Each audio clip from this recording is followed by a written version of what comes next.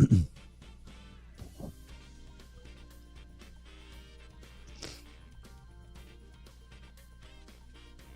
right, welcome into a recap of LSU on the podium and moving around here during SEC Media Day. Welcome in, Jordy Culotta Show, driven and powered as always by Go Chevrolet. Make sure and check them out online at GEAUXChevrolet.com. Shout out to our great sponsors for giving us an opportunity to get up here today, our partners over at WAFB.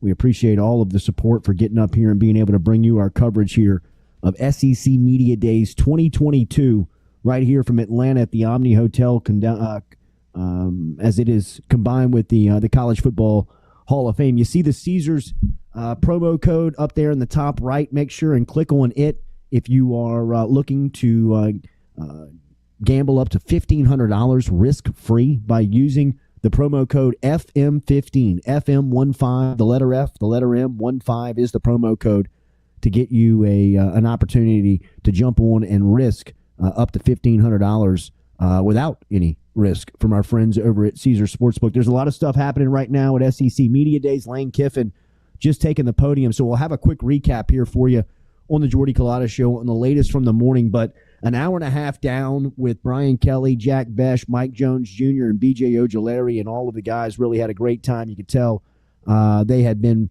gearing up and waiting on this. I had a chance to talk to B.J. Ojulari about coming back home to the state of Georgia and how cool of an experience that was for him, man. You could sense that he had a ton of pride coming back here and having the opportunity to represent LSU, be in his home state, be somewhere where he's very familiar with what's going on. So it was good to see B.J. Ojulari. Same could be said for Jack Bess and Mike Jones. We had an opportunity here locally to catch up with all of those guys this morning before they really got down and started to work the room. And you could sense it, man. Whether it was Jack Besh recognizing that he was the first sophomore wide receiver to be here since Odell Beckham Jr., or Mike Jones, who just 2 years ago was in a different program and said, look, this is something I could never have envisioned. This is something that I never could have thought of, I never could have seen, and just talking about how cool of an experience that it is. And then, of course, you got Brian Kelly. And, just our instant reaction to Brian Kelly. Man, he was very measured. I thought, I was sitting right next to T-Bob when Brian Kelly was introduced kind of to the big room, the part that you saw on the SEC network, the part that Lane Kiffin is handling right now. And I thought that Kelly really controlled and dominated that room. I mean, you're talking about probably about 150, 200 media members sitting directly in front of you. And not that would intimidate Brian Kelly, but if you go back and you listen to the first 3 or 4 minutes of the press conference, you can tell he's breathing heavy. It's a little bit of nerves. I don't know necessarily if it's nerves. I just think it's a new environment. He pointed out, and it was something that we had forgotten about. And I looked around the room when he said it this morning before he was going up. Is that it's the first time he's been at a media day in a decade. Obviously, Notre Dame not being a part to a conference and not being a part of a league. They haven't had to go through media days, since Brian Kelly's been in South Bend. So coming down here to Atlanta, you could tell. I think it was a different experience. It was good for him to kind of get out and see. He had his crew with him, his chief of operations, Beth. Was with him, Michael Bonnet, the sports information director, Brandon Barrios, who's the sports information director that oversees football, was right there. They had some of the video staff, including Matt Tornquist, that was down here with LSU, and then obviously the players and Brian Kelly. And more on Kelly. I just you could sense how comfortable he is in this role. And I think from the other side, from LSU's point of view, and this is something that we talked a little bit about this morning, and I know that I was talking to a lot of people around the room or around, people that were landing for SEC Media Day around the function, was just that, man, it's going to be different to hear LSU not have a coach that, it's not the butt of jokes. And look, man, I'm not piling on. People know how I feel about Les Miles. People know how I felt about Ed Ogeron running this program, and it was the jokes wrote themselves for certain portions of those tenures in Baton Rouge. But now Brian Kelly, somebody up there that really has a plan, really has a vision, is somebody that can spell that out. It's refreshing. It really is. I mean, it really is. And I'm not trying to overblow this, and I don't think that it's, I don't want to make it a bigger deal than it really is because, I mean, in the grand scheme of it, this is something that may be lost, but it's something that you almost forgot that you were dealing with every year. So, I mean, it was refreshing to see Kelly go room to room, and, just kind of dominate it, just be able to control his thoughts and, have a measured,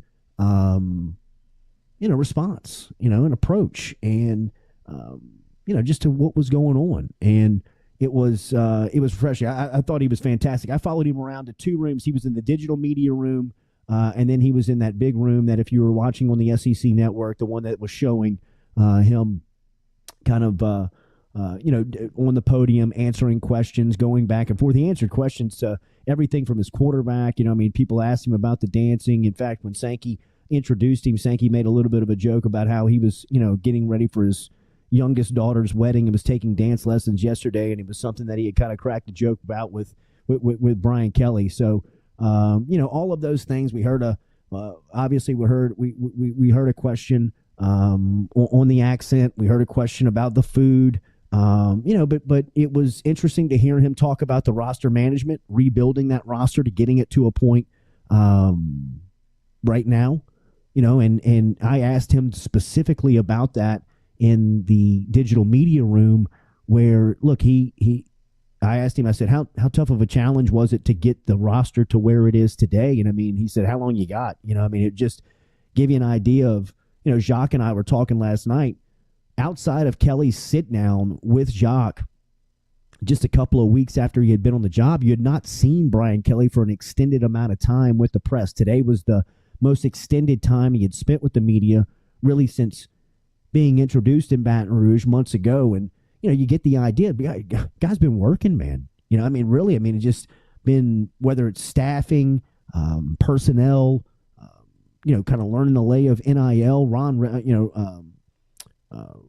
Ron Higgins asked him directly about, playing behind the eight ball of NIL. He fired right back at Higo and said, look, I don't know this storyline that people are trying to paint around LSU being so far behind in NIL. And look, I've been one that has been, kind of pounding the desk on that message. And he said he felt very, from a competitive standpoint, he felt like they were, competitively balanced against the rest of the sport and the rest of the league on being able to be effective within the NIL space. So there was a ton of feedback from Brian Kelly, but all in all, I thought the room, really was, respective of Brian Kelly. And you could see people afterwards of just, it's a different LSU. And there's also people within that room that tell you, feels like LSU got it right. It feels like for the first time in a long time, LSU truly has the right guy that can lead them to consistent championship level football. And, I think that's something that intrigues Kelly too, right? Where, he has, he's not been able to play he's not been able to win a national championship. He's played for national championships. He's not been able to cross over the hump. And having an opportunity to do that at this part in his career at a program like LSU, where, I just saw Tim Tebow was interviewing Kelly on the SEC Network desk with Joe Tess and Ben Watson and Jordan Palmer. And, the first thing Tebow asked him, and it was a very respectful way of asking it, was, look, you come from Notre Dame where you competed to this level. You've played Alabama, you've played Georgia, you've played LSU while you were at Notre Dame. You've had success against some of those teams in some of those games, but all in all, you couldn't win the big ones because, the SEC teams just had a little bit more juice, just had a little bit more firepower at certain positions.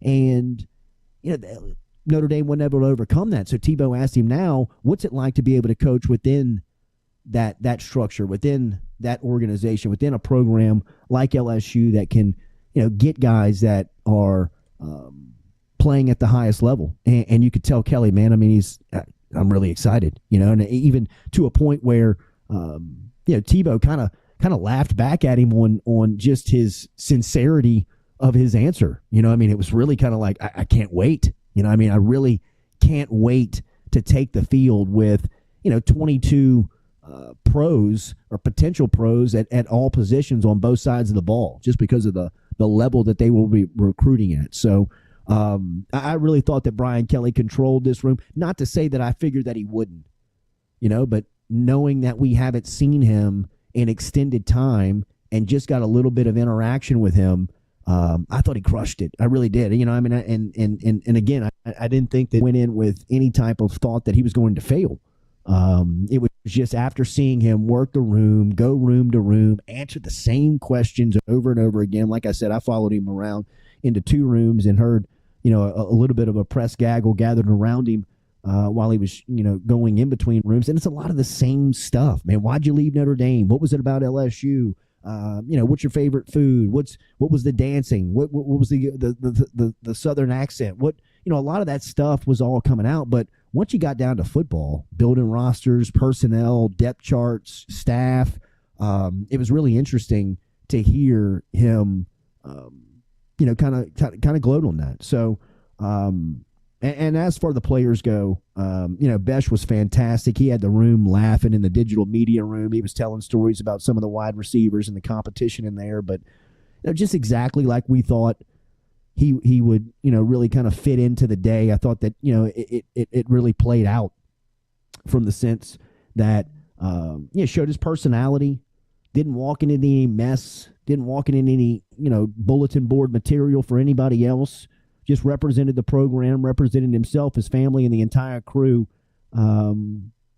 Just very upstanding. It was cool. It was good to see those guys. And Mike Jones, man, Mike's not that the other two aren't. They're all 3 great people, but you really feel that as soon as you meet Mike Jones, BJ Ojulari as well, and Jack Besh even for that matter. But I mean, you could see Mike Jones just kind of looking around. There was a part where Mike Jones was leaving one room and moving on to the next room, and Greg Sankey was actually on a walk there and stopped Mike and just kind of asked him how it was going and how his time at LSU has been and transferring in and all that type of stuff. So you can see not only the respect that LSU officials have for Mike, but the league and Greg Sankey has for Jones. So LSU wrapping up, jumping back on the plane. Cody Boudreaux, any videos from the boys, Besh, Jones, BJ, sent over to Master Control. There should be some stuff coming up for you on social media. We got some good interactions. A lot of the stuff, you can go to SEC Network and SEC.com to look at the players. They've got transcripts going up, and a lot of the media from each room is going up over there as well. So, if you really want to find it, if you really want to look for it, I think that you can find it on the SEC stuff. But we're following these guys around room to room. And like I said, LSU is now, jumping on the jet and heading back to Baton Rouge. Brian Kelly did mention that there's only 2 more days of training left here in the summertime before they break for a week and then get back to it. Then we'll be in fall camp, man. That is one thing about this event that always plays out, in the feeling that you get when you're here, when you're at the event. You can start to feel football season starting to bubble, starting to boil, starting to really pick up steam. But when you leave here and you head back to Baton Rouge, or people spread back out to their markets, it's football season, man. It really is here. We will switch our tone when we get back on Friday's show to really like looking towards the season, because this is the last mountain, the last hump that you got to overcome to really get through the off season and get to the regular season. So LSU being the first team down and the first team back in the air from the first team back into it. It's gonna be crazy to see. Cody Boudreaux, we are 6 weeks out from fall camp. Fall camp starts on August 1st. I mean, we're about 2.5 weeks out on fall camp starting. I mean, I'm right on that, right? I don't know. I feel like Cody Brucho I mean, knows more than we do. In 6 weeks, in 6 weeks they play a game. They play on September 4th. Right. Yeah, I mean, fall camp starts in 2 weeks. Do you think? I mean, it's football season. Yeah. Do you think there's any benefit for LSU being able to be the first team in and out, especially with the first-year head coach? Like, I feel like that's almost a hidden secret a little bit because of. I do. Let's get back to work. I really do. Look, I thought it was an advantage last year for LSU being on the leadoff day. But obviously that didn't play out. Probably was a bad thing last year. It was just more about the storylines of Orgeron, and having to answer those questions and just kind of getting it behind you on day one and being able to move on. But now, with Brian Kelly, I thought it was a real advantage because new venue, Kelly doesn't know the difference. This is his first SEC media days. There's a lot of people here that are kind of, walking around wondering where they need to be next. What's the flow of the event going to look like? And Kelly, having the opportunity to get in here, get his stuff all put down and on the record, and by Monday at 3:00 back in the air and back to Baton Rouge. I mean, they'll be landed in 40 minutes back in Baton Rouge and, really kind of business as usual. I really do feel like it's a small advantage. I don't think that they win any games because of it, but I know what you mean in the sense of, look, get the distractions out of the way. Everybody was curious about Brian Kelly. Everybody couldn't wait to hear from him. Now that's done. He really handled it and worked the rooms and was able to kind of build relationships. I mean, for as good as we saw, and look, nobody's better in my book of Scott Woodward being able to work a room and play the politics of the masses. You can see why Brian Kelly and Scott Woodward get so much along, right? In the sense of they really understand and measure their thoughts. And if you go back to it, you can see and hear Kelly in the first 3 or 4 minutes of being introduced on that podium. Man, I mean, he's breathing heavy. He kind of trips over his words a little bit. And T-Bob and I looked at, right at each other and was like, wow, I mean, this is a big moment for him. I mean, look, man, the guy's been coaching for 35 years. He's seen just about everything you can in coaching. But to get to that podium today in the SEC and be standing in front of the Southeastern Conference media and being introduced by Greg Sankey, you could tell. I mean, that was something for him. He's never had a media day, right? Like what? Because that's what I was saying. Yeah, I mean, he pointed that out. He pointed that out a few times. Look, this is the first time he's done this in over a decade. They didn't have media days at Notre Dame, and even from Notre Dame's standpoint, they're a very protected program. Even locally, I mean, their media day is pretty, measured and they control the tenor of the agenda room. Who gets on in, time. who gets Yeah, out. right. Yeah. Like get in and out. I mean, it's Culotta, no, thank you. Exactly. Next question. Right. I mean, it's a very controlled environment. Yeah, it's the clergy for Notre Dame football.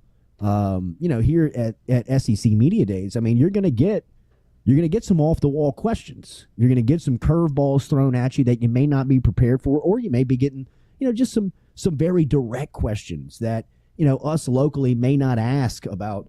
Like, give me the pecking order of the quarterback. I mean, he was like, whoa.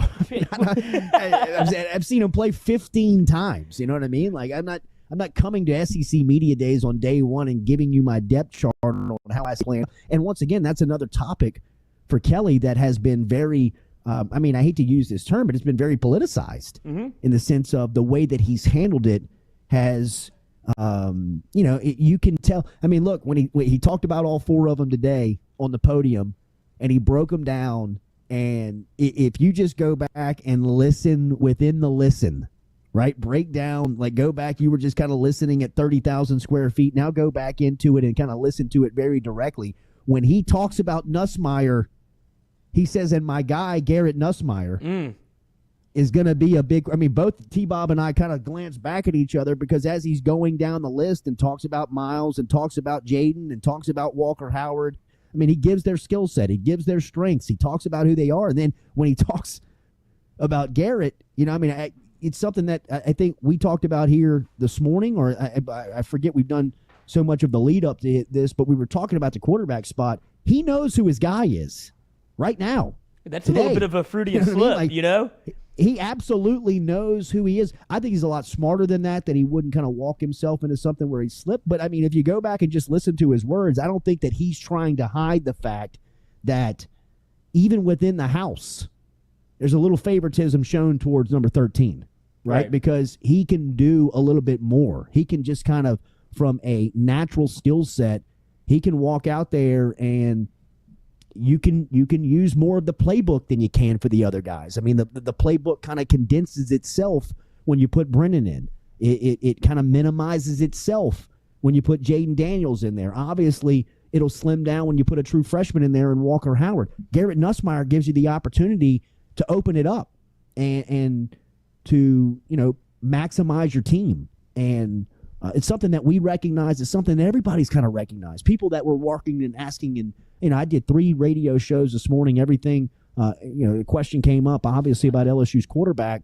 And when I mentioned Nussmeier, even people from around the conference say, that seems like he the guy. feels like, he feels like that's the guy. They feel like that's the guy. So does that change kind of where you feel about what happens on Game 1 versus Florida State? Because we've obviously talked back and forth, and it probably ad nauseum at this point, but we've all kind of been in the camp a little bit of maybe it's going to be Brennan for week 1 or Jaden Daniels week 1, just to kind of keep some integrity of the quarterback room together. But when you heard him speak today, did that change your thought at all about who's under center week 1? A little bit, and Brandon Reese points it out here, and it was something that Brian Kelly mentioned in his explanation as well. And Reese says even Mike Denbrock said when he got to LSU he wants a mobile quarterback, and that was something that Kelly mentioned while explaining the quarterback, that, look, Joe Sloan, Mike Denbrock, and Brian Kelly all going to be on the same page when they make these decisions.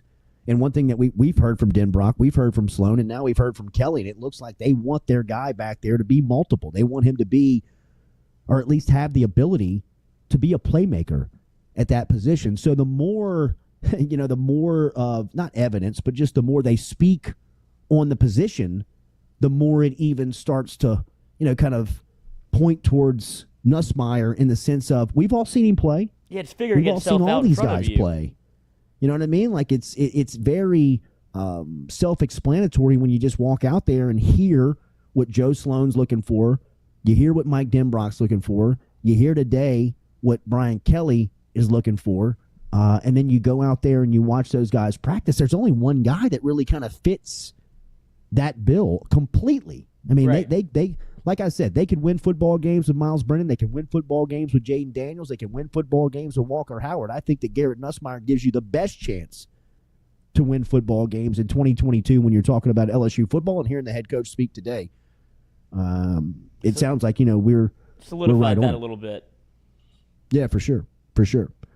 So a very successful opening day for LSU here at SEC Media Days. There will be a lot that comes out of it. It's, as much as, just content is concerned, I don't know how much there will be as far as groundbreaking news or anything that was broken here that will live on for LSU football. But a huge success for Kelly in kind of getting this event going. And now Lane Kiffin is up at the podium right now. I'm going to do about 10 more minutes here, and then I'm going to get down and go watch him in the digital media room. It gives us as good as access as we can have to these individuals and to these coaches. You can kind of walk right up to them, kind of go back and forth, get some media as far as pictures and video is concerned. But definitely want to go down and ask Kiffin about his offseason. Want to talk to him specifically about the NIL stuff. I think more than LSU, a team like Ole Miss that's got a little bit of, they got some swagger to them. They got a coach with some personality. How much, did he expect that to impact the job when he took over a couple of years ago compared to now, where NIL, can really shift those conversations no matter, what type of message you put forward in recruiting. It at some point, for as cool as Kiffin seems and as relatable as he feels, he's probably been undercut in recruiting a couple of times by some money, by some NIL stuff. I wonder if he has to change his tactics because of that. So I want to go down there and ask him specifically about that. David Riley, Jordy, why didn't you ask Brian Kelly a question? I did. I asked him a question in the digital media room, and it was about the rebuilding and the restructuring of his roster. But also, hopefully, in talking to a couple of people around LSU, we'll have BK coming through the studio before they get into fall camp, which is, the days are slimming down. They are very appreciative for the work that we have done with the assistant coaches and some of the shadow staffers like Sherman Wilson and Jordan Arcement that have come through the last couple of days. So we're very complimentary of the work that we had done in kind of introducing them to the public, right? Giving the fan base and the LSU faithful just an opportunity. Put a little personality to this name and face, Yeah, to just get you to know them, just to get you to know who they are. Coach Lane Kiffin looks great. Kiffin's leaving the what's that? He looks great. He was a little puffy last year. Now he just looked like he's slimmed down. He's looking good. Tan. He looks great. I think a year worth of yoga has paid off for Kiff. I think he looked at himself last year, very vain, Lloyd. Yeah, I know the feeling. Sure. Got a little money back in his pocket. Spray tan's in a a little small much. city, very judgmental town in Oxford, Mississippi. He's been hanging around by his lake. Yeah. Lake Sardis. Lake the brown Sardis, lake. the brown water. The brown water. Hey, God, if you want to call it, Joey a Brown lake. water. Yeah.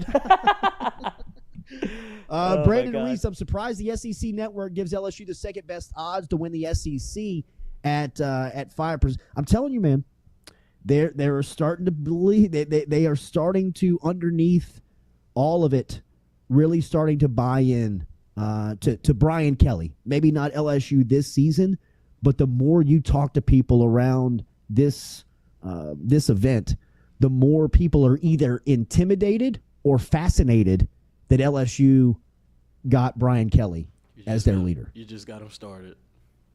Lloyd, he's at the phone already. Yeah, I'm looking to see. He's on the odds already. He's on I was going to see already. if the win total went up or not. He's already on season. Yeah. You said it Check in the it out. dude went Make straight sure to his use phone. the promo code. Yeah, scan the QR code. But I was interested to see if it went up or not, because I feel like It's sickening. we may have been on the forefront of this thing. When we saw the wins were set at, 7? We were kind of like, that seems an awful low considering LSU did that last year with a team that was in total disarray. Now you added a head coach. You saw what they were able to do in the transfer portal. And now it might be getting out to the nation a little bit that LSU's not going to be some slouch. And so I'm just trying to double up before they change the line. No big deal, Stewie. It's called investing. Emily L. Gregoire says, I cringe every time Jordy pronounces Arcement. I think it's Arsenal. She might be cringing on the way that I pronounced her last name. But is it Arcement? Arsenal? He's from Thibodeau. So I mean, I know he's a Bayou boy. yeah. So Arsenal. Emily, give us a pronunciation guide there in the chat if you give don't us the mind. Also, a phonetic pronunciation guide on your last name as well. Is it Gregoire? Say Swan. Gregoire? They said over 7 wins this season. That feels like free money. Steal It really does. Go see our friends over at Caesars. Use the promo code FM15. The letter F, the letter M, 15. You can use the QR code right there above on the top right of your screen. And I'm heading down, man. I'm going to see Joey Brownwater and going to pick up some media from Joey. And I will be sending it back to the crew. Perfect. Here within the minute. So y'all either keep this moving or I'll sign off and be sending back media here pretty shortly. Yeah, we'll sign off. Arsenal. Yeah, Arsenal.